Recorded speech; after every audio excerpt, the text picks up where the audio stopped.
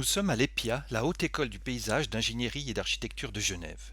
Ces trois ingénieurs travaillent sur un projet porté par la société Eneris PowerTech pour stocker l'électricité produite par les panneaux solaires et les éoliennes. Le procédé utilise l'air comprimé et il fait appel à un moteur compresseur spécial appelé Scroll, dont le cœur est composé de deux spirales qui tournent l'une dans l'autre pour comprimer ou détendre de l'air. Mais voyons comment tout cela fonctionne. Nous sommes au bord d'un lac. Sur la rive se trouve le moteur compresseur qui est relié à des capteurs solaires. Durant la journée, l'électricité solaire non utilisée est envoyée vers le compresseur qui l'utilise pour aspirer de l'air, le comprimer fortement et l'envoyer finalement dans un ballon à 160 mètres de profondeur.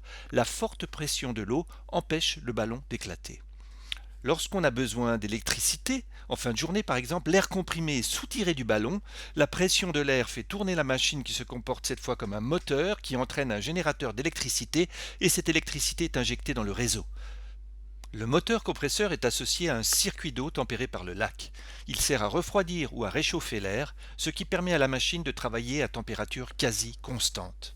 Alors, le défi de la compression et de l'expansion du gaz pour que ce soit efficiente au niveau énergétique, c'est de le faire sans perdre d'énergie thermique, hein, aussi bien en compression qu'en expansion.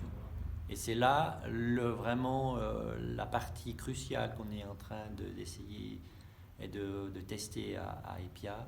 C'est cette machine qui va permettre de montrer qu'on arrive à faire une compression et une expansion avec une excellente efficacité énergétique.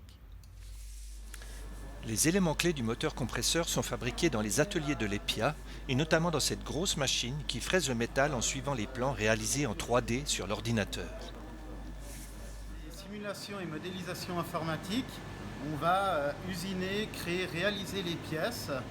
Par exemple, la spirale que vous avez vue tout à l'heure, dans ce type de machine qui est une fraiseuse 5 axes.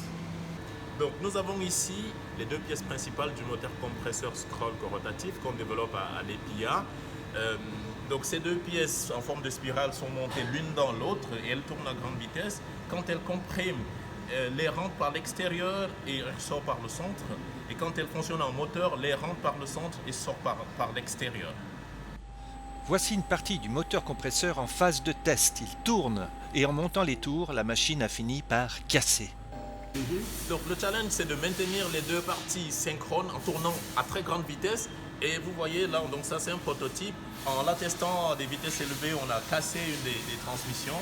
Maintenant on comprend mieux pourquoi et on est en train de développer des solutions pour les réparer.